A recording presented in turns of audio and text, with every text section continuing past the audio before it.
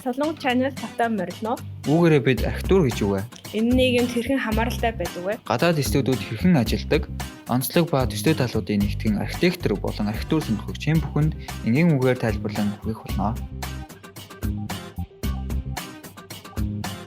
За бүгдээ сайн бацгаана уу? Солонгос channel-ийн маань 3 дахь эпизод маань эхэлж байна. За солонгоо байна. Өрнөх байна. За өнөөдөр хоёр подкастаараа CV хэрхэн бэлдэх вэ? Компани хэрхэн сонгож түүнд apply хийх вэ? Портфолиогоо яаж бэлдэх вэ гэдэг талаар ярилцгаална. За миний хувьд хамгийн түрүүнд CV-гээ бэлдэхдээ юунд анхаарах ёстой вэ гэвэл би CV-гээ бичгтээ эссе маягтайгаар бүгдийг ингээд нэг бүтэн нэг сэдв маягтайгаар бичээд яг тэр бичсэн сэдвийн төгсгөлд нь өөрийнхөө бүх санааг одоо илүү архитектурын өөрийнхөө харах өнцгийг илэрхийлэх маягтайгаар тэг CV-гээ бичдэг. Тэгээ тэр CV-гээ тэгэж бичгтээ тэр дунд нь миний сонирхол, миний хобби бүх зүйл дунд нь орсон байна. Тэр эссе нэг хэсэг болоод байна. Миний хувьд бол ихэвчлэн яг академик төвчнийхөө мэдээллүүдийг оруулсан байдаг.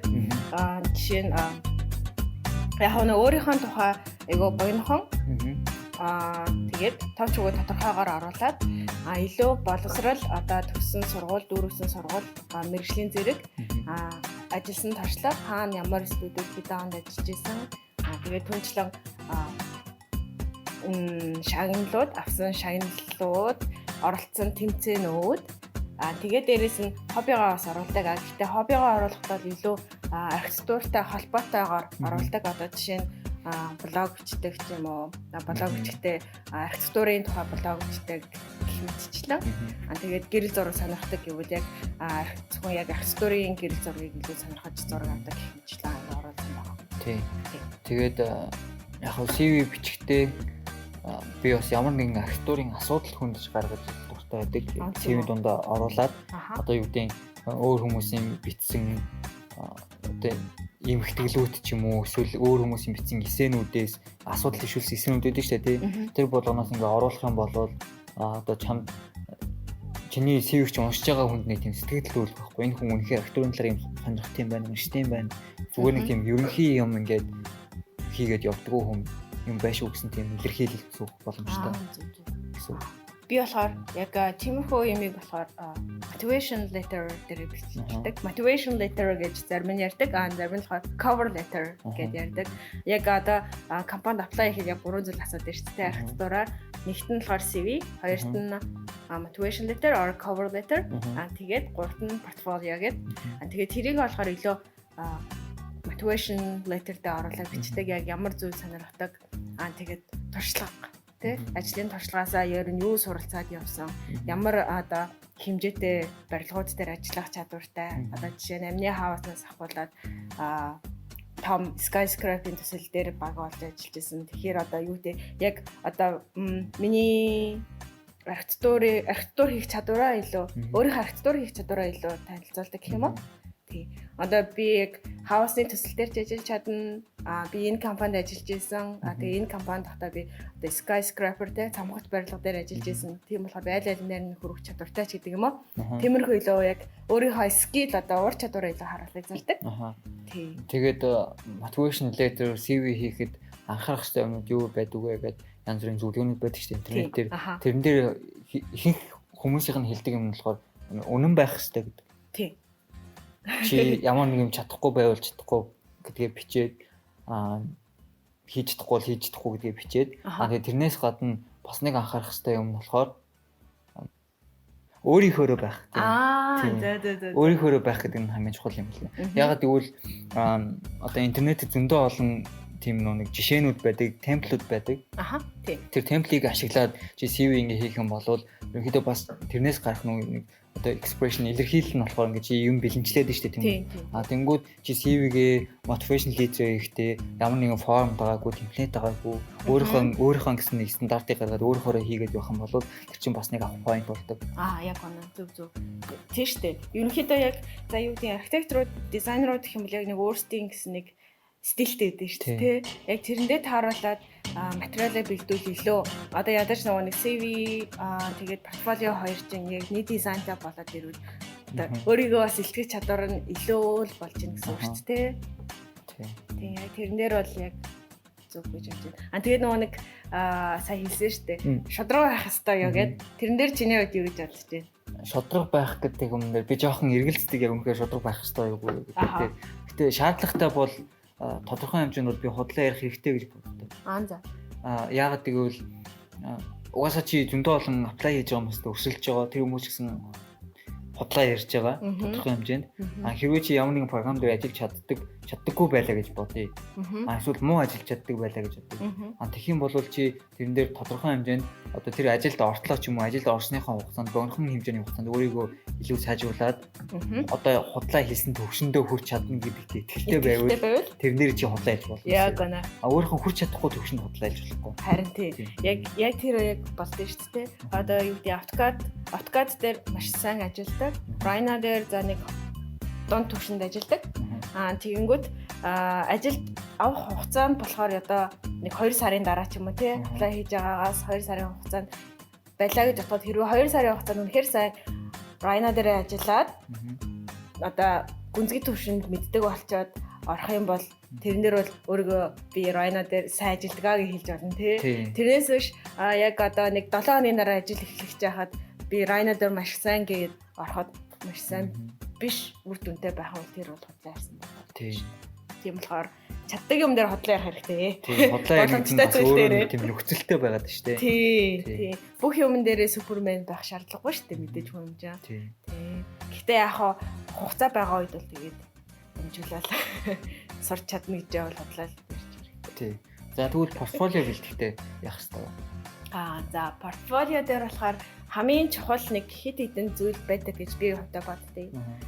Тэгээд тэр нь болохоор нийт одоо хийсэн ажлууд одоо тэгээд тэр ажлуудаасаа хамгийн сайн ажлуудаа сонгох хэрэгтэй. Тэгээд дээрэс нь одоо юу гэдэг одоо энэ дээр бол үнэхээр үнэн байх хэрэгтэй. Худлаа ярьж болохгүй. Яагаад тэгэхээр энэ чинь яг чадварыг бол тэр чигтэн харуулдаг тий архитекторуудыг. Одоо жишээ нь багийн багаараа одоо тэмцээнд юм уу багаараа төсөл хийчихэд би энэ төслийг ганцаараа хийсэн гэж хэлж болохгүй.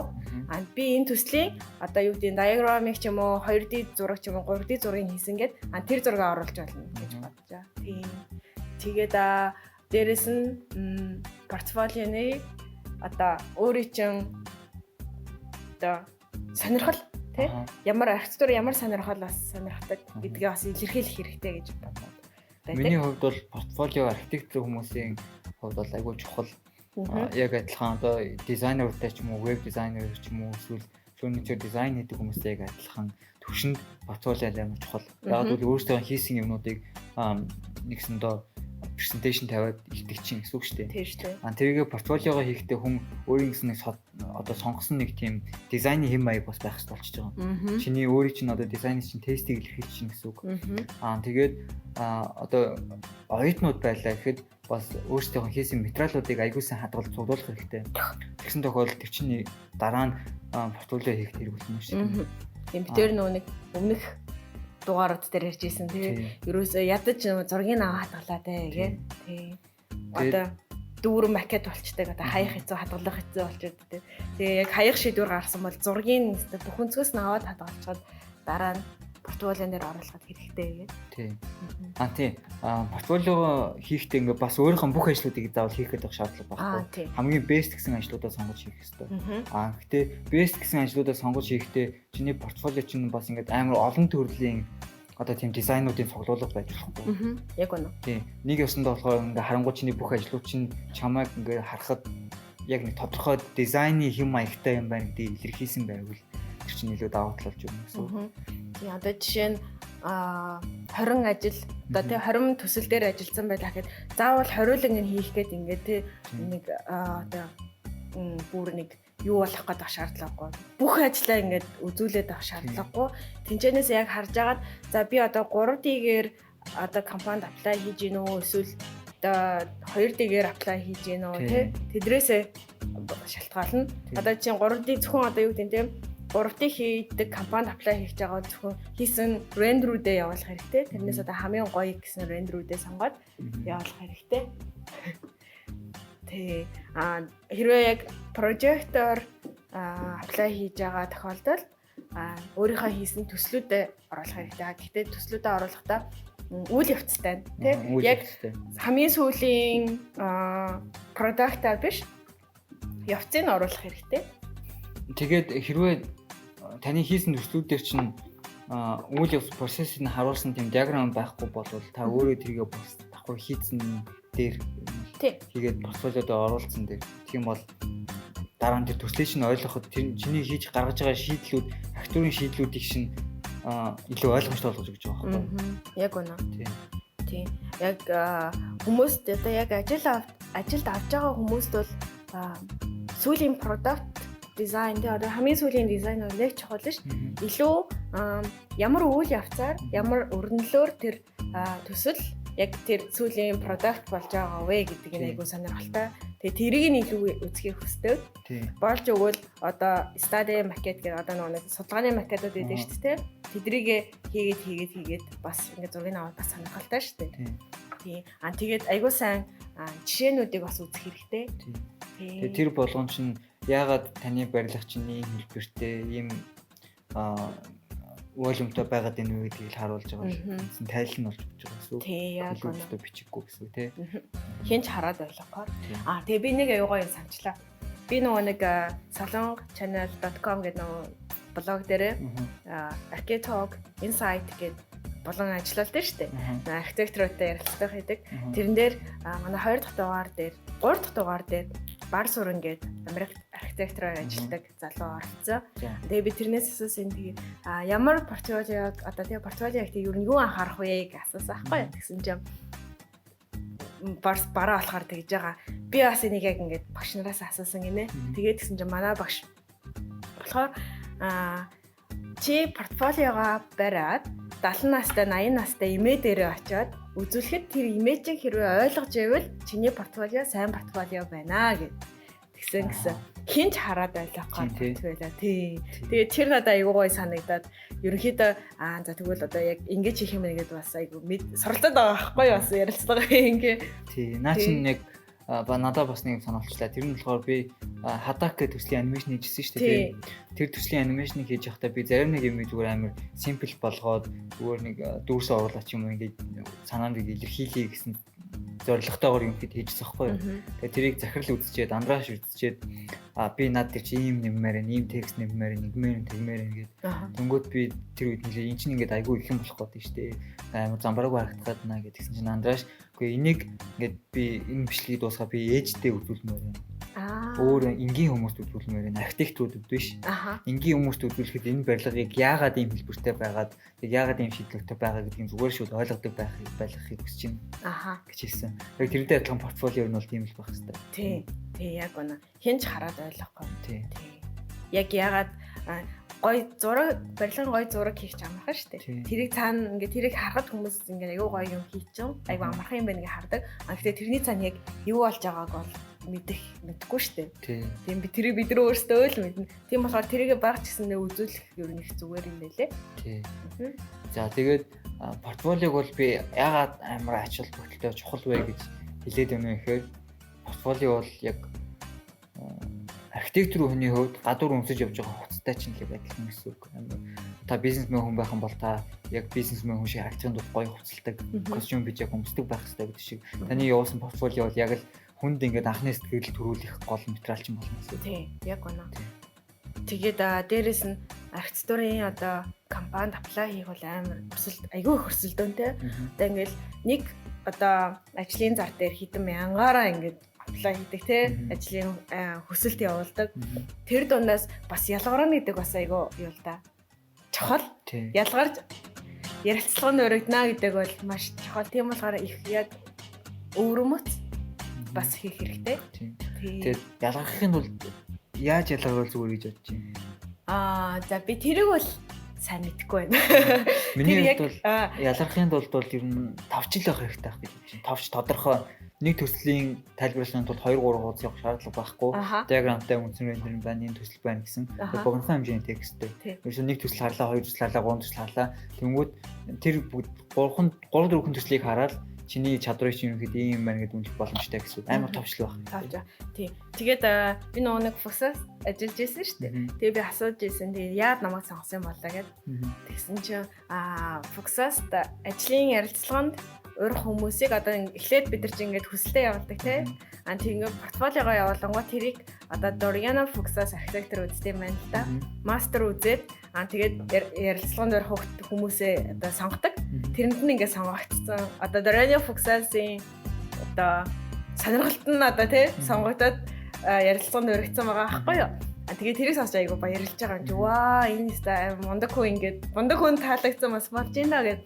Тэгээ би дараа нь ажлынхаа одоо манай найзууд ингэ хятад залуу тэрэнд үзүүлээд чи миний портфолиог хардаа ерөөхдөө ямар хваа нэг гэсэн чи нөгөөдөг чи харснаа.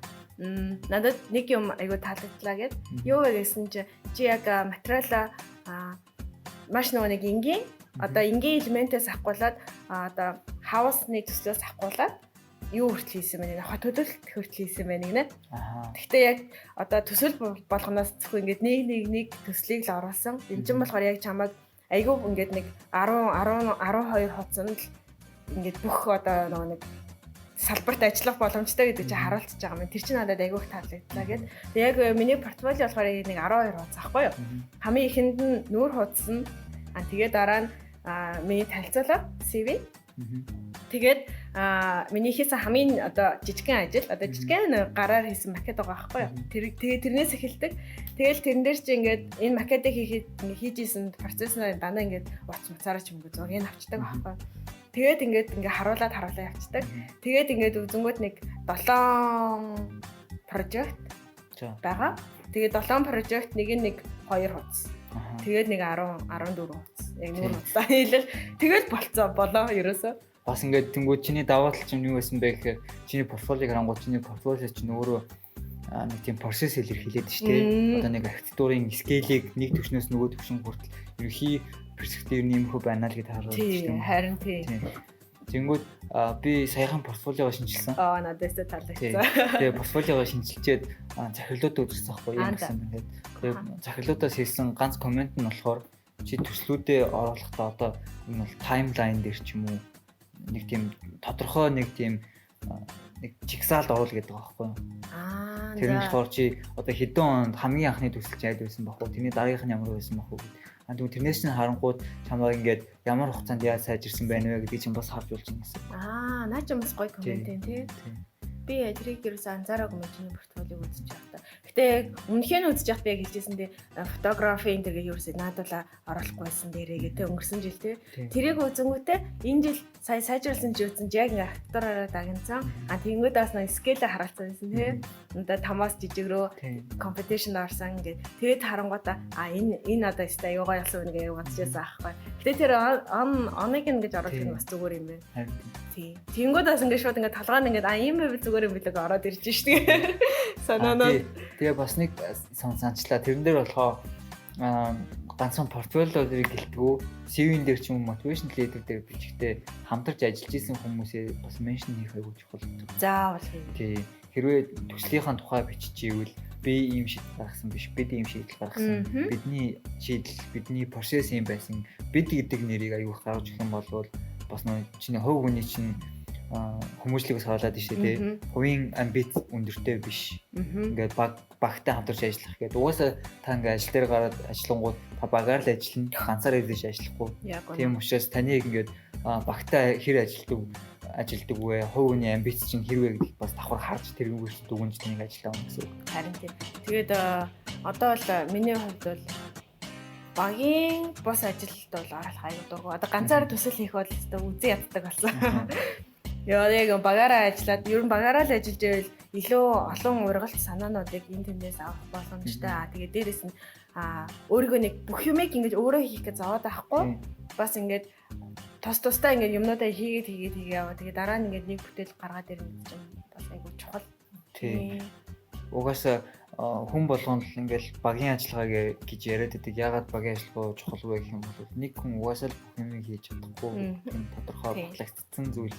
Бидний энэ дэрийг чадвар потенциал бүх юм хязгаартай учраас тийм. Харин тийм. Тэгээ дээрэс нь сайн нөө багийн юм дээр тоглолт дээр ярихад портфолио нэрээ багийн одоо team leader байна шүү дээ тийм багийн удирдагчаа бас оруулаад өгчүүл зүгээр юм л одоо project manager гэдэг ч юм уу тийм тэнгуүдээ project manager-ийнхаа email хаягийн ч юм уу бас хажууд нь оруулаад өгчүүл бас зүгээр хэрвээ ямар нэгэн тэр портфолиог үзэж чад хэрвээ чамайг үнэхээр сонгох болоод recommendation тийм одоо нэг тийм санал болвол тэнгуүдээ шууд project manager-ыг харилцах боломжтой гэдэг утгаараа тийм тэр нь бас зүгээр юм лээ. Тэгээд дөрвөн битүүр одоо миний хэлэх гээд байгаа энэ санаа яг тийм тодорхой болж чадсангүй би сайн мэдэхгүй байна. Гэтэ тэрний юу гэхээр өөрийнхөө үнэхээр явах сонирхолтой чиглэлээ маш сайн тодорхой болгох хэрэгтэй. Портфолион дээр ч тэр motivation letter дээр ч тэр CV дээр ч тэр хэрвээ та судалгаан дээр илүү чиглэж явмаар байна уу эсвэл concept development дээр явмаар байна уу design дээр явмаар байна уу гэдгээ сайн тодорхой болгочих юм бол дараа нь баг дээр нэг сонголт хийгээд ямар ажил дээр тавихад чинь хүртэл амар болох. Тий, харин тий. Яг гоо. Окей. За портфолио нэг юмрхүү. Тий. За тэнгууд одоо интервью ойлооч яаж шүү дээ. Портфолио ороод та сонгогчлоо. Үгүй. Ажлын тий, choose studio гэдэг компани сонгох бай. За миний хувьд халуунгаа яаж сонгодог вэ? За миний хувьд болохоор би яг өмнө нь болохоор компани хийсээ илүү хаашаа явах вэ гэдэг. Тэгээ аль орн руу ажиллаж үзэх сонирхолтой байна гэж хайж эхэлсэн. Тэгээд жишээ нь би одоо Унгарт ажиллаж байгаа шүү дээ, тий. Тэнгүүтээ Унгараас илүү уур газарт ажиллаж үзэх сонирхолтой. Тэгээд би ерөнхийдөө нэг Америк, Норвег, Дани, Финланд, Нидерланд, Голланд те Итали зэрэг орнууд руу apply хийсэн юм байна. Өөр орнууд руу юу хийгээгүй. Apply хийгээгүй. Тэнгүүтээ Google руу ороод за одоо юу гэдэг те Италийн шилдэг архитектурын компаниуд гэж бичэн штэ. Тэнгүүт ингээд нэрүүд нь гараад ирдэг байхгүй юу. Тэгээд тэрийг нэрүүд ингээд гараад ирэнгүүт тэр нэрээр нь ороод тэр компанийнхаа вебсайтыг дахиад хайшт те орж үзэн штт те тэнгуү тэр компани чи одоо танилцуулан гараад ирэх вебсайтад нь тэг хийж исэн ажлууд нь архитектор нь хийн одоо багийн бүрэлдэхүүн нь те компанид ямар хүмүүс ажилддаг тэгээ холбоо судалгаа тийм тэнгуүтээ би харангуудаа за энэ компани бол одоо хийсэн төслүүдийг хараад за энэ нь бол миний сонирхол биш юм байна за тэгэхээр энийг болий. Тэгээ ороод хэрэг хийсэн төслүүд нь надад таалагдсан бол эсвэл архитектор нь тийм удирддаг архитектор нь одоо миний шүтдэг архитекторч байх юм уу? Тийм бол шууд контакт руу н ороод за apply хийх ажлын байр байна уу гэл ингээл хардаг. Тэгээ ерөнхийдөө яг ингэж л хардаг. Яг эхлээд бол яг хаашаа явах вэ гэдгээ боддог. Дараа нь тэр газар одоо яг миний амьдрахыг хүсэж байгаа газар маань ямар компаниуд байна? Тэгээд энэчнээс миний сонирхдаг нь ямар сонирхолд нийцсэн аль компаниуд байна гэд тэгж сонгосон. Би бол угаасаа Европт л гомч Европын аль нэг орнд л явна гэж боддог. Тийм. Гэтэ тэрэн дээр болохоор ганц асуудал нь юу гэх юм бол аль болох нөө дийлэн хүмүүс нь англиар ярьдаг улс руу явуул зүгээр. Йоо, наач та. Надад болохоор одоо Унгарт ажиллахад жоохон төвөгтэй байгаад яагаад гэвэл бүгдээрээ англиар шууд ярьчихдаг. Зарим хүмүүстэй харилцахад ингээ асуудалтай байдаг гэх мэтчлэн тиймхүү байдал дээр нөө нэг хэлний барьер одоо бэрхшээл үүсэл ажил цааш нь явуулах жоохон хөндлөлтөө болчиход байдаг. Тэгээ дээрээс нь бас нэг бид нар стандартыг ойлгохгүй. Одоо монголоор ноорон дүрм штэ. Барилга ноорон дүрмийг ойлгоход бид яаж ажиллах юм бэ? Яг санаа гаргахаас яг одоо төсөл тэмцээн гэдэг юм дээр л татаад байгаа байхгүй тий. Нарийн цааш авахгүй. Тэгээ түрүүн яг нэг чиний хэлсэн шиг надад таалагддаг компани гэж ярьсан шүү дээ тий. Тэгэхээр тэрэн дээр юу гэхээр чамд яг ямар компани таалагддаг гэдгийг чи өөрөө бас тодорхой болгох хэрэгтэй байхгүй. Тэрний юу гэхээр яг ямар чиглэлийн архитектураар та явах гэдэг юм. Тэгээд архитектурын яг одоо ямар чиглэлийн ямар төрлийн архитектур танд илүү таалагддаг. Одоо минимал ч юм уу эсвэл contemporary ч юм уу. Заха хадид ч юм уу тий жоохон тийм бионик хэлбэртэй ч юм уу. Тэм худлууд дээр та өөрөө сонгоод тэрэн дээр илүү мэдлэгтэй байж тэрийг сонгох гэсэн үг шүү дээ. Хэрвээ та ингээд өөрийнхөө сонирхол таалагдаагүй мөртлөө том компанид орох юм бол та тэр компани дээр хичнээн сайн ажилладаг байсан ч гэсэн тэр компани дээр та өөрөө нэгдүгээр стресст нь тэгээ ажилчин ингээд хүн ачаа болоод байгаа байхгүй. Тийм. Ажлаасаа нэг кафе авах биш Тийм, тийм. кафе авах. Стресс авах. Тийм. Ядаргаанд ороод Ядаргаанд байсан. ороод байсан. Тэгээд яг байна. За тэгэнгүүтээ одоо нэг ямар компанид ажиллахад мэдээд байна шүү дээ. Ямар стилийн компанид ажиллахаа мэдээд байна шүү дээ. Тэгэнгүүт яадаг вэ гэхээр бид хоёр бүх архитектурын компаниудын вебсайтнэр нь контакт гэж байгаа.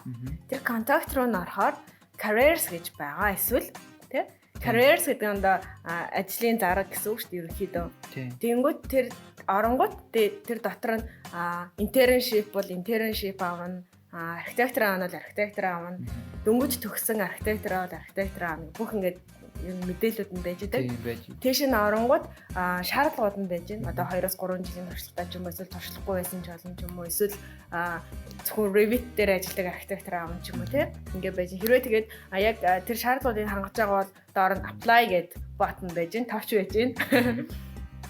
Тэгээд тэрээр нь ороод apply гэнгүүт одоо тэр нөгөө хүснэгтэн гараад ирэн тий. Тэгэл тэргээ бөглөөл одоо портфолио бэлэн, CV бэлэн, cover letter ч юм бэлэн имиж чинь зүгээр загаал апплод тэгэл уншуулаад тэгэл студид сонгохдоо зүгээр янз бүрийн архитектурын вебсайт үүдэд нь штэ. Одоо Arcadeli ч юм уу, Design ч юм уу. Design яг гоо. Тиймэрхүү сайтуудаас бас ажлын завд байдаг. Тэр сайтуудаас харж болно тий. Өдөр болгон шинжилэгдэж байдаг. Тэгээ өдөр болгон маш их архитектор авна гэсэн ажлын зар байдаг. Би нэг англи руу явах нэг санаатай. Тэгэл английн компаниудыг харсан чинь англи руу явахд requirement амар шаардлага нь айгүй өндөр гэдэг юм байна. Харин тийм. За, тэрийг дараагийнхаа. Аха. За юм байна. Одоо бид хоёр интервью шүү дээ. Интервью. Та угаасаа компани сонгоод apply хийгээд портфолиогоо явуулаад шалгараа гараад ирсэн. Тэнгүүд дараагийн шатанд нь та ярилцлаганд орно. Өөрийнхөө портфолиог CV-г батлна гэсэн үг. Тий. За энэ шатан дээр яах хэрэгтэй вэ? Ингээл бүх юм бол ер нь онлайнаар л яваад байгаа. Тий. Бид дээр ерөөсөн анханасаа онлайнаар компани олоод онлайнаар apply хийгээл онлайнаар тэнцэн гэдэг мэдээгээ аваад тэгээд одоо интервью болоод ирж байгаа. Бас онлайнаар шууд Skype нэгээл өөдөөс ингээл гараад ирээ тий камер дээр. За тэгэнгүүт интервью дээр ерөнхийдөө голчлон таны портфолионоос асууна. Одоо жишээ нь надаас бол ингэж асууж байсан. Чиний хийсэн ажлууд дундаас одоо яг аль ажил дээр хамгийн илүү одоо их цаг зарцуулж ажилласан, аль төсөл дээр аль төслөөрөө хамгийн их бахархахтай гэх юм уу? Тэгэж асууж байсан. Тий, надаас бол тэгж асууж байсан. Тэгээд тэнгүүд бид нар яг тэр одоо бүхэл төслүүдээ мэдээж дуртай байгаа. Бүх төслүүдээ айгүй их цаг зарцуулж хийсэн. Тэгэхээр яг би бол толгомдоод яг тэр гэж бас хэлж чадаагүй. Ерөнхийдөө жоохон бөөрн хийсэн. Гэхдээ би тэнцэнсээ илүү хамгийн их цаг зарцуулж одоо хамгийн өөрийнхөө гоё гэж бодсон ажлаа хийсэн. Гэхдээ яг босод хүмүүстэй одоо дараа нь apply хийж байгаа хүмүүстэй хэлээ. Ерөнхийдөө нэг тийм төслөө маш сайн бэлтжих хэрэгтэй юм байлээ. Ядаж өвгийн сонголт Монголцтэй чинь айгүй чухал.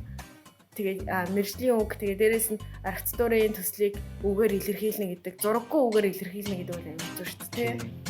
Надад бол аюул хэцүү санагдчихсан. Ингээл анхны тэгэл ингээд Skype ярилцлаа. Тэгээд нүүрэн дээр ингээд тулгаал гараад ирсэн. Худлаа хэлэх ямарч боломж байхгүй угаасаа.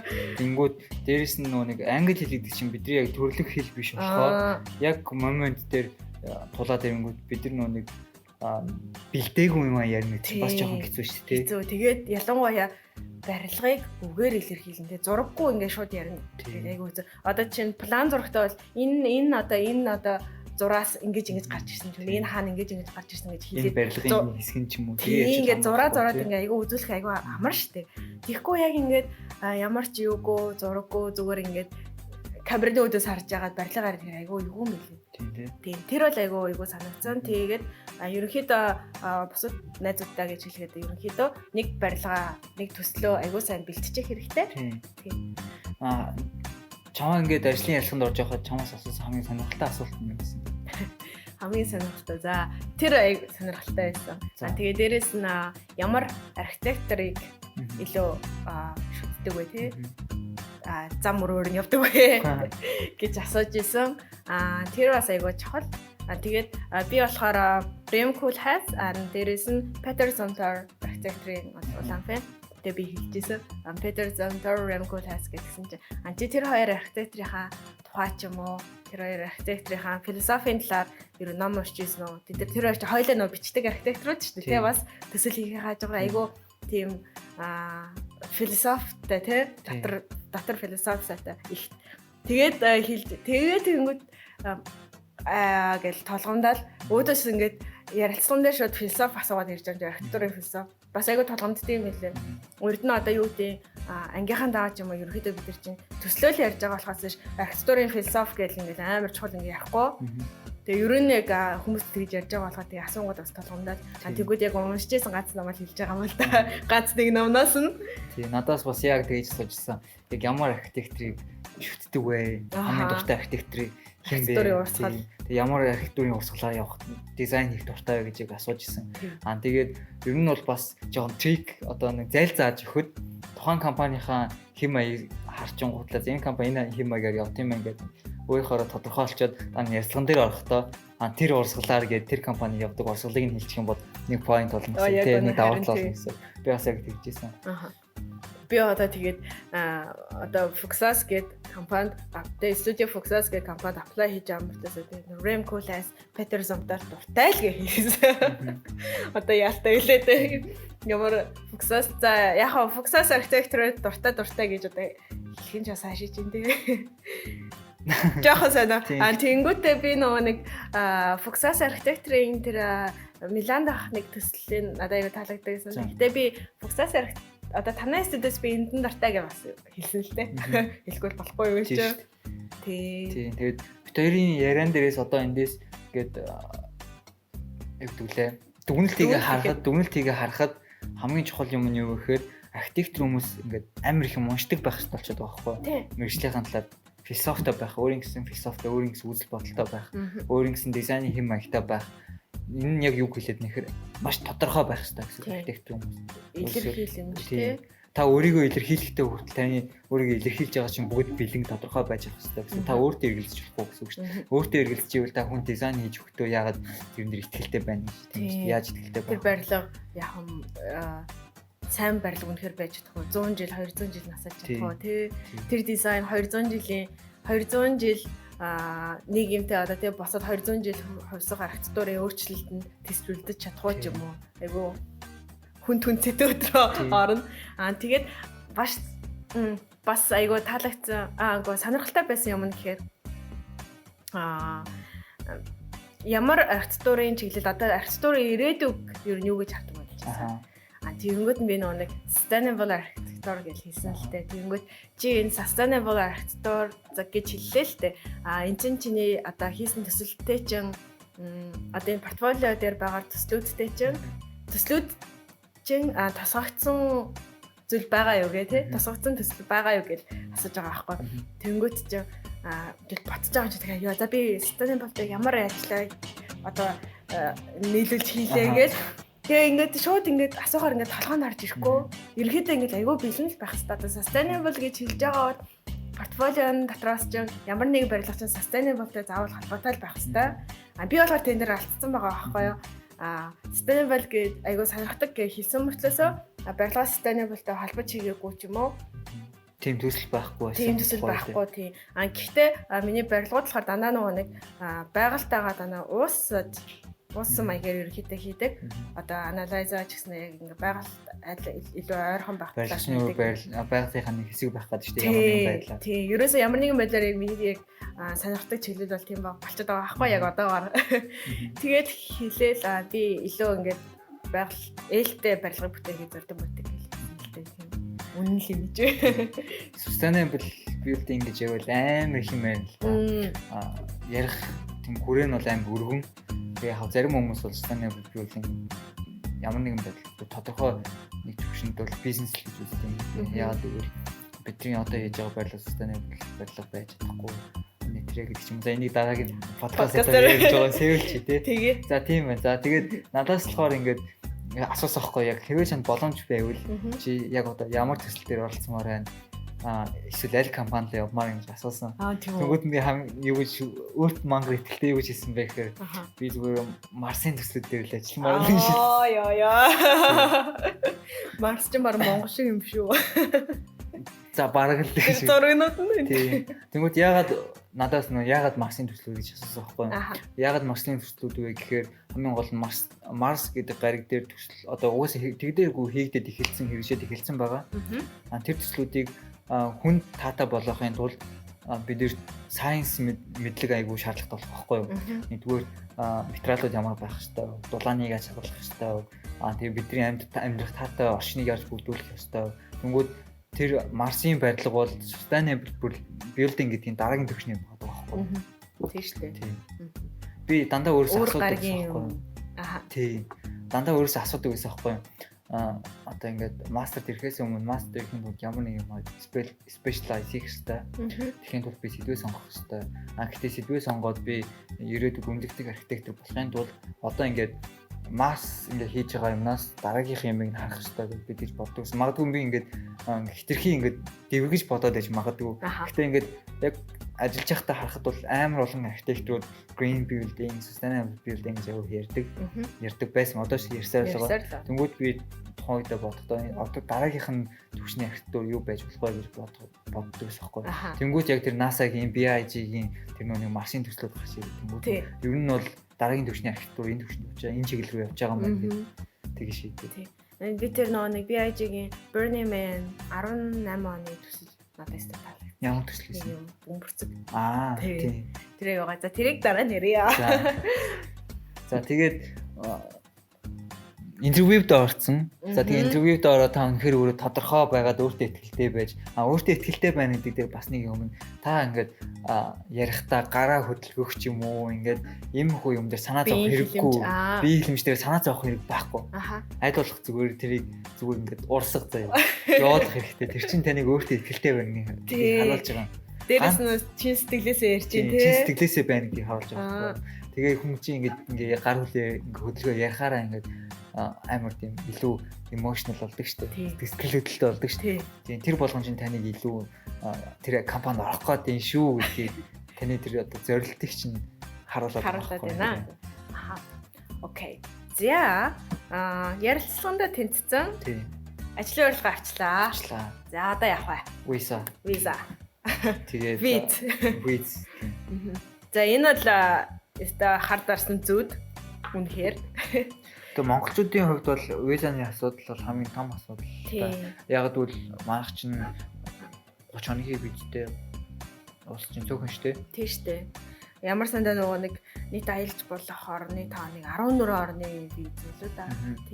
Тиймээс тэгээд надад болохоор яг маш их толгомдож байсан зүйл болохоор яг визаны асуудал байсан.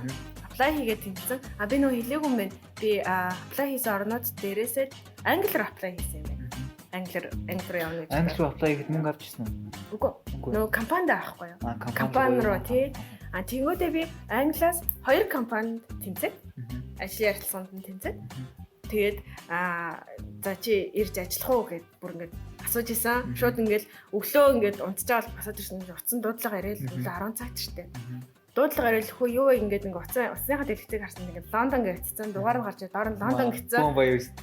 Oh my god гэл тэгээд аваад ингээд ярьсан чи hello гэл нэг залуу ингээд шууд ингээд англиар яриад тэгээд за би ингээд ийм компаниас ингээд ярьж байна энэ төргээд тэгээд за чи ингээд уцаар ярилцлага хийх боломжтой байна уу гэл тэнгуут нь боловгүй яах вэ гэл тэгээд шууд ярилцлага хийгээд тэгээ нөгөө залуу чи окей за надад бол таны яда хийсэн ажил маш их таалагдчихэв. Тэгээ манай компани одоо яг ингээд дадлага одоо оюутан хайж байгаа. Ингээд хизээ ярих боломжтой вэ хэрвээ ирэх хугацаанд гэд тэгээ асууж байгаа байхгүй юу. Тэгээ манай компаниас ямар материалууд шаардлагатай байна. Тэрийгээ судлаад ингээд хийх боломжтой хэлээрэй гэд. Тэгээд би ч өстө бөөн баяр болоо. Тэгээ шууд нөгөө нэг английн визаг ингээд хайгаал хэллээ. Гэсэн чи өстө монгол хүмүүс шууд одоо юу гэдэг те сарын дотор явдаг газар бол биш юм байлээ. Тэгээд хэдийн нүг одоохондоо Европын холбоонд байгаа шүү дээ. Арайч гарааг байгаа. Тэгсэн ч гэсэн ер нь бол шууд яг иргэншилтэй хүмүүс англи руу явход бол асуудал байхгүй. Бид нар шиг юм residence permit буюу одоо оршин суух бичиг баримт. Тий, оршин суух бичиг баримттай хүмүүс бол заавал нэг дансны баталгаа тэгээ янз бүрийн одоо юу гэдээ хэлний сертификат онооноос ч юм тийм хүмүүс заавал байх хэрэгтэй юм лээ. Тэгээ дээрэс нь хамгийн надад толгорч ирсэн хамгийн хэцүү юм нь болохоор ажил одоо эхлэх өдрөөсөө 3 сарын өмнө Английн визэнд apply хийсэн байх хэвээр. Английн визэнд өргөдлөө өгсөн байх хэвээр. 3 сарын өмнө. Тийм. Тэнгүүд одоо өнгөрсөн жил чинь над руу 5 сар туцаар иржсэн Лондонгоос. Тэнгүүд би ч тэдэр чинь болохоор за чи оройлоо гэхэд манай дээр 7 сард ирэх хэвээр гэд. Тэгээд 7 сар гингүүд чинь 5 сар 2 сарын хугацаагаад тэнгүүд ерөөс авах боломжгүй болчихж байгаа байхгүй юу. Тэгээ би жисэн ч удахгүй нэг Италиас тэнцэн гэдэг хариугаа аваад тэгээд Итали руу явцсан. Тэгээ би хэлж ийсэн зөв шударгаар л имэйл бичиж байгаа юм чи. Тэгээ би ингээд явъя танаад ингээд очие гэсэн боловч ийм асуудал болоод тэгээ заавал ингээд би одоо дор хаяж 3 сарын өмнө танаа Англи визэнд орсон байх хэвээр. Тэгээд би энийг ингэж удаан хүлээж чадахгүй. Тэгээ та нар ч гэсэн удаан хүлээж чадахгүй болохоор би ингээд энэ Итали руу явчлаа. Гэхдээ энэ дадлага дуусаад танаа дээр очиж болох уу гэд бичсэн. Тэнгүүд нөгөөдөл чинь бололгүй яах вэ? Тэгээд нүн хизээ ирэх боломжтойгоо хэлээд тэгээд юугаа аваараа. Одоо нэг sponsorship certificate одоо монголоор урилга байхгүй юу? Тийм урилга. Тийм урилга аваараа гэж тэгжээсэн. Тэгээ урилга аваараа гэд бэжитал. Би дадлага хийгээд дуусч байгаа шүү дээ. За тэгээд дадлага хийгээд дуусчаад ирээд сургуулаа төгсөх болчихж байгаа байхгүй юу. Тэгээд сургуулаа төгсөх болонгууд чинь би чинь дахиад англи руу дахиад дадлагын оюутан гэж явах юмсан сонирхол надад байхгүй. Яг боломж байгаа. Гэхдээ би дахин дадлага хийгээд сонирхол байхгүй. Тийм болохоор би зүгээр одоо яа гэж бодож байгаа нөхөр зүгээр тэр компани руугаа бичээд одоо архитектороор яваач гэдэг юм уу те. Тэгэж хэлэхэл шаардлагатай болчиход байгаа юм. Гэтэ ягаад төгссөн ч гэсэн дадлага хийгээд 1-2 жил англи компани ажиллахгүй. Гэхдээ тэр жоохон цаг алдахал юм шиг санагдав ерөнхийдөө. Гэтэ ер нь бол ямар ч төвшөнд английн одоо оюутан байлаа ч юм уу ажлын визэнд ч юм уу англи руу apply хийх бол ерөнхийдөө жоохон эрсдэл үүрч байгаа юм ихтэй юм байна лээ. Ягаад гэвэл английн визэнд apply хийхэд бүгд амар үнэтэй. Apply хийхэд үнэтэй. Тийм шүү дээ. Тийм тэнгүүд 214 паунд. Тэнгүүд л хараа би тэр нэг английн ямар apply хийдэг вебсайт юм асуух га мэйл бичих гэсэн чинь мэйл нь хүртэл үнэтэй байхгүй. Тийм. Хэд ижлээ баг 20 30 хэдэн паунд ч илүү. Зүгээр мэйл бичиж юм асуухад үнэтэй байхгүй. Хаш юм бэ? Зөв. Тэгэнгүүтээ хэрвээ англи руу явна гэж бодож байгаа архитекторууд байх юм бол чи надад хэлжсэн шүү дээ. Англи нэг архитекторуудад зориулсан визтэйгээд 5 жилийн хугацаатай гардаг гэх. Тэрийг би асуудалж үзсэн. Тэр айгу гоё юм билээ уулна. Одоо нөгөө Brexit болоод англиас одоо гарах гэдэг байгаа шүү дээ. Тэнгүүтээ одоо яг нөгөө том одоо архитекторууд байгаа аахгүй одоо Norman Foster ч юм уу Heterwig Studio ч юм уу Zaha Hadid эдгээр ингээд Английн том архитекторууд нийлээд засгийн газартаа юу өргөл өгсөн юм бэлээ. Одоо ингээд манай студийн одоо юу гэдэг бараг 100-ны одоо 70% ч юм уу гадаад ажилчид байдаг, гадаад архитекторууд байдаг. Тийм болохоор бид нар ингээд гаднаас архитектор харж ажиллуулах сонирхолтой. Эдгэр зарис ингээд хууль. Тэр нь Brexit-тэй холбоотой юм шүү дээ. Тийм. Тэнгүүд тэр чинь нэг одоо нэг Tier 1 to 5 маяг гэх ингээд байгаа шүү дээ. Тэгээд төрөл. Тэнгүүд talented буюу нэг авиаслаг хүмүүс Англид нь очиж байгаа юм билээ. Тэнгүүд тэр авиаслаг хүмүүс Англид нь оронгууд одоо яг архитекторууд тийшээ 5 жилийн хугацаатай явж болно. Бичиг баримтаа бүрдүүлнэ. Тэгээ бичиг баримтаа бүрдүүлэхдээ дахиад нөгөө нэг айгүй олон юм ч юм байгаа байхгүй юу? Шаардлага болно. Тийм. Нэр би түрүү энийг хэлээсэн марсан 5 жилийн виз гээд Англи дөнгөж сайхан зарлцсан байгаа шүү тий. Хэрвээ та ингээд Европ ч юм уу Монгол ч юм уу хаана газар ажилладаг архитектор байвал тэрний хэлний мэдлэг чинь хангалттай төвшнө гэж үзэж ивэл Английн дуртааны компанилгоо мэйл бичээд хэрвээ та зөвшөөрөгдөө тэр компанидаа зөвшөөрөгдөө тэнцэх юм бол та шууд 5 жилийн виз авах боломжтой шүү. Тухайн компаниар дэмжүүлэх. Тийм, яг үнэ. Тийм. Жаахан нөгөө нэг ажил эхлэх хугацаагаа хол тавьж өгөх чухал юм байлээ. Тийм. Одоо юу гэдэг эх оны одоо за 10 сард ажил эхлэнэ гэж бодож байгаа бол яг одооноос бичиг баримтаа худалдаж эхлэв. Тийм. Тэгэхгүй бол нөгөө нэг ажил эхлэхээс 3 сарын өмнө заавал apply хийх гэдэг. Жаахан хугацаа айгүйх ордог. Тийм. Тэгээ дээрээс нь жоохон үнэтэй. Бусад орнуудтай харьцуулахад хамаагүй үнэтэй. Тийм. Тэгээ дансны баталгаа бол ялчгүй заавал байх шаардлагатай. Өндөр байх шаардлагатай. Тэгээд визний асуудал гэхдээ харьцангуй бусад орнуудад бас арай өөр юм шиг үлээ тий. Бас хоёул Европыг ерөнхийдөө явлаа, Англиг ерөнхийдөө явлаа тийм үү. Дүнгүү түрүүн чи нэг подкаст эхлэхэд ярьж байхдаа ярьжсэн шүү дээ. Канадын талаар. Тий. Яг эсрэгээр явдаг гэсэн тий. Тий. Яг одоо манай ангийн хоёр найз маань Канад явах сонирхолтой. Тэгээд тэр хоёр болохоор судлаад эхэлсэн байгаа юм лээ. Канад болохоор яадаг вэ гэхээр оноо цуглуулт юм байна. Одоо жишээ нь магистр төгсөх юм бол хэдэн оноо ч одоо 70 оноо ч юм уу. Тэдний яг тодорхой ингээд оноонууд юм яг сайн оноонуудын тоог мэдэхгүй байна. Канадын нэг элчин сайдын ямар оноороод ингээд авах юм бол виз гэдэг гараад ирдэг юм билээ. Тэнгүүтээ за магистр бол нэг 70 оноо ч юм уу. За одоо дээрэс нэг хэлний оноотой тий. Оноотой бол нэг 20 оноо ч юм уу. Эсвэл ажлын туршлагатай бол одоо 3 жилийн туршлагатай бол бас нэг хэдэн оноо гэдэг. Ингээ оноонууд цугларсаар хагаад одоо яг босоо оноогийн давт юм. Одоо ингээд одоо Канадад одоо амьдрах оршин суух одоо бичвэрүүдэд apply хийх оноо гэж цуглаж байгаа байхгүй юу. За тэгээд тэрнээ тэнцэх юм бол Канад руу яваад Канад дотроос компаниуд руугаа аяа хийх юм. Apply хийх юм. Эхлээ компани олохгүйгээр. Эхлээ компани олохгүйгээр аягүй эсрэгээрээ. Тэнгүүд одоо энэ оноо цуглуулах нь нэг бодлын бас давуу тал болгоод байна тий. Одоо flexible буян хатан байдал болгоод байна. Тийм баа. Тэр нь болохоор одоо хэрвээ таны хэлний оноо чинь бага байх юм бол та тэр хэлний оноон дээр алдсан оноогоо ажлын туршлагаараа ч юм уу магистраар нөх боломжтой гэсэн үг. Тийм. Харин ийм нэг тийм давуу тал болгож байгаа юм. Тэр айгүй зүгээр юм билээ. Тэгээд манай энэ хоёр найз одоо оноо цуглуулах хэлсэн. Тэгэнгүүтээ одоо би нэг IELTS бэлдэж байгаа гэд тэгээд бас ингээд сураал явж байгаа байхгүй юу. Тэг ерөнхийдөө ингээд Европод байгаа хүмүүс ерөнхийдөө айгүй их суурьших дурггүй нэг газар суурьших дурггүй ялангуяа залуу хүмүүс их тойрж явж ажлын туршлага хаана одоо сурах боломжтой тэр болгоно руу л явж идэв. Ер нь хаана ингээд хөгжих боломжтой санхүүгийн талтай ч тэр хувь хүний тал дээр ч тэр хаана хөгжих боломжтой тийшээ л ер нь явж байнга ингээд шинийг эргэлхийлж идэг. Жишээ нь одоо манай үеийнхэн ч юм уу манай одоо манай найзууд ч юм уу яг ингээд жаахан ингээд суурьших төлөвт барцсан. Тэнгүүтээ одоо 30-наас гэдэг бол Европын хүмүүстэй харьцуулбал маш залуу. Тэнгүүд Монголд бол яг нэг дундажнаас болох гэдэг байгаа байхгүй юу? Тийм биш. Илүү ингээ хөдөлгөөнтэй, илүү өөрсдөө илүү хөгжүүлж аль талаасаа хөгжүүлэх хэрэгтэй л гэж зөвлөх байна. Тий. За тэгээд визний талаар хэлсэн. За визнийг юм хөө. За тэгээд жоо би яг нэг санах гэдэг. За. Амар удаан процесс талгүй. Анараа.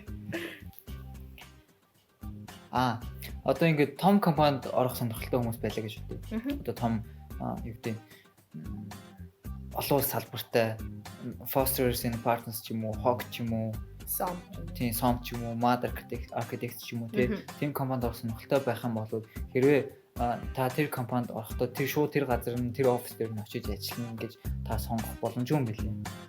Тийм үү. Тийм. Одоо жишээ нь Foster and Partners юу. Тийм. Би Foster and Partners руу apply хийх гэж судалж үзсэн. Тэнгүүд тийшээ орохын тулд та эхлээд Англи буюу Лондон дэх салбар дээр 1 жил ажиллах хэрэгтэй гэж байгаа. Тийм. Тэгээд 1 жил ажилласныхаа дараагаар таныг аль улс руу ямар төсөл дээр болох вэ гэж шийднэ. Тэгээд танд ийм санал өгөн та энэ төсөл рүү явах чинь энэ улс руу явах чинь хэрвээ та тэр улс руу явах сонирхолгүй тухайн төслөөр ажиллах сонирхолгүй байх юм бол та тэрийг refuse хийгээд татгалзаж болно гэсэн үг. Ачаа юм. Тийм. Би нэг юу л Сам руу apply хийсэн. Америк руу. Тэгсэн чинь мужууд дээр бид юм билээ. Аюу эсрэгээрээ. Одоо чинь Калифорни руу apply хийж болно. Сонгож байгаа бол LA руу apply хийж болно. Нью-Йорк дэх салбар руу хийж болно. Ингээд хаашаа хийх үгээд яг бүгдээрээ хараад ирсэн. Тэгээл тэрээс нь харж байгаа л Пенсильвания дээрээ гэлээ. Тийш явчихдөө. Гэл сонголт байд юм бэлээ. Эсрэгээрээ. Бас сонирхолтой л юм тий. За нэг юм хөө. За тэнгүүд хоёлаа ингээд дунд нь ийм хүмүүс зүгээр ингээд гасж штэ тий. Тэгэн штэ. Тэрийг санаа зовхон бох шоуд лайв хийгээгүй. Тэрнээс санаа зовхон бох. За тэнгүүд booking гэж байна. За booking.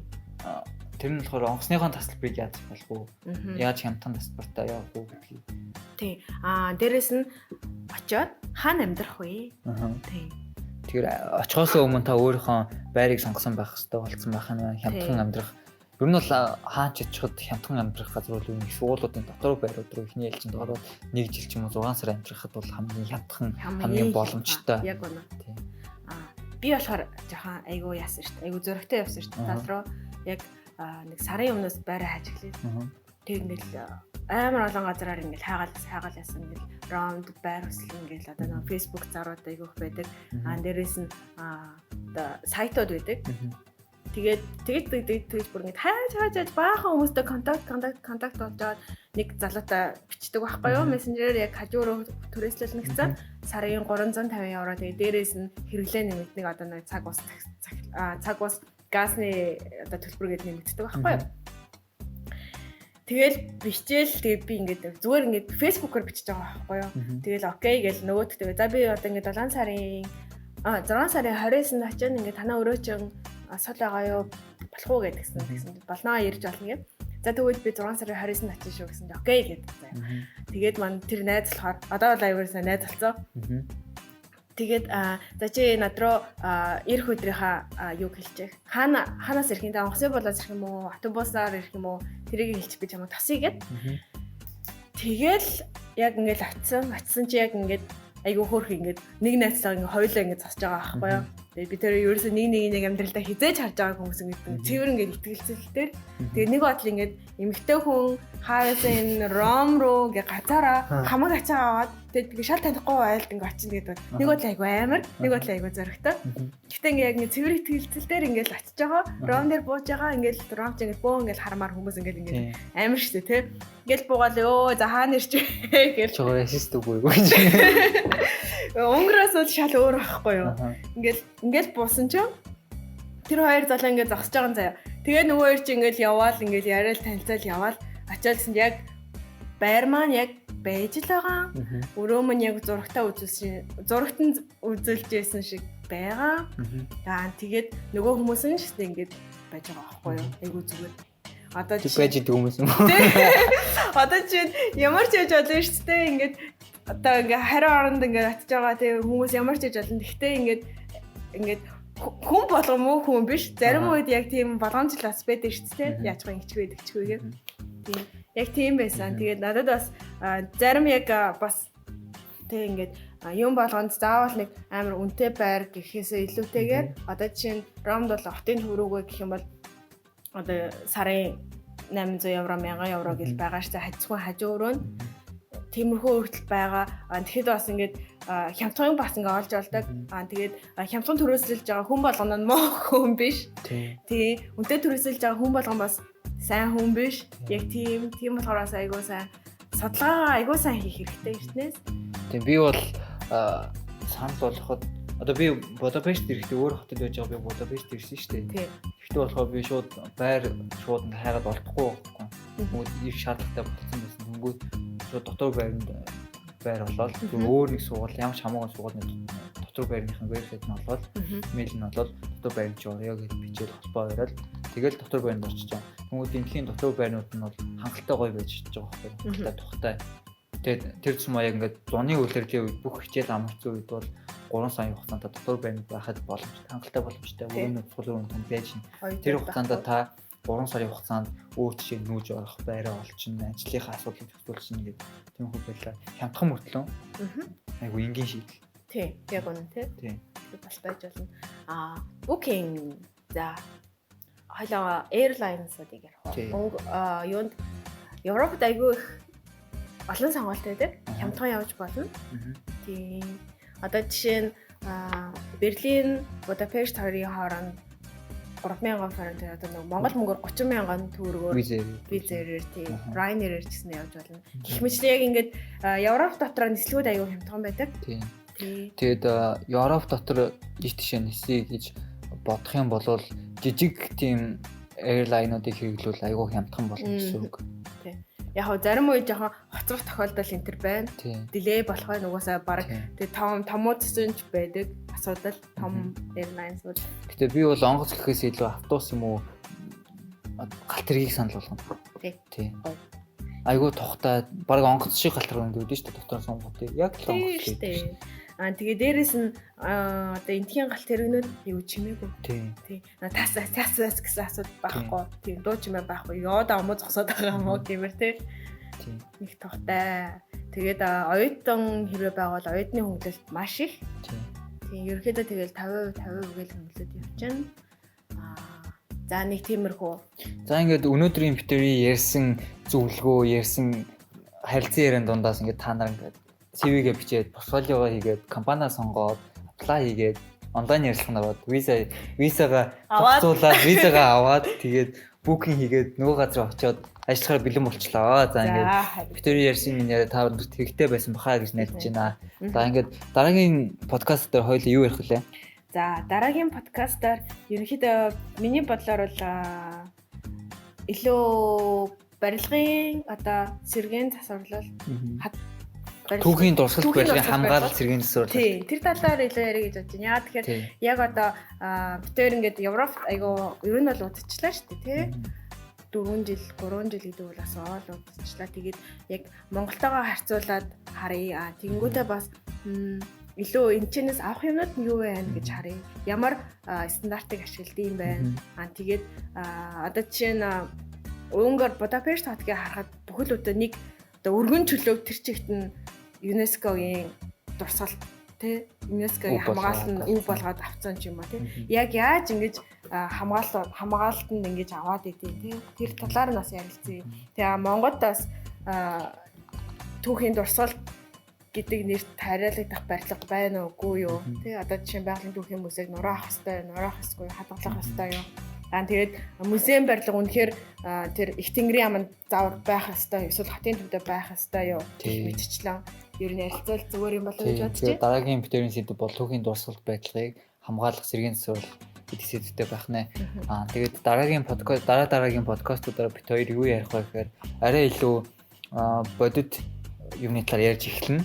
Одоо магадгүй тэгээд яг Монголд архитектурын чиглэлээр удаан ажилласан хүмүүс магадгүй загнуулах юм ярьж магадгүй. Яг бид өөрсдөө үзэл бодлыг энийг ингэвэл зүгээр юм биш үү, энийг ингэвэл зүгээр юм биш үү гэсэн санал дэвшүүлж байгаа болохоор санал зөвлөх асуудал илэрхэж болно. Тэрэн дээр бас та комент бичээд өөрийнхөө үзэл бодлыг илэрхийлэхэд бас татгалзахыг байхгүй шүү. Тий. Тэгээд дээрэс нь комент бичиж байгаа, мессеж бичиж байгаа сонсогчдоо маш их баярлалаа. Тэгээд дээрэс нь бас айгүй гоё юунууд өгж байгаа. Зөвлөгөөнүүд өгдөг. Өөрсдөө тохиолдсон явдлаадасаа бидэртэй хуваалцж байгаа гэд тэр хүмүүстээ архитекторуудаа маш их баярлалаа. За ингээд дараагийн дугаар хүртэл баяр та. За баяр та.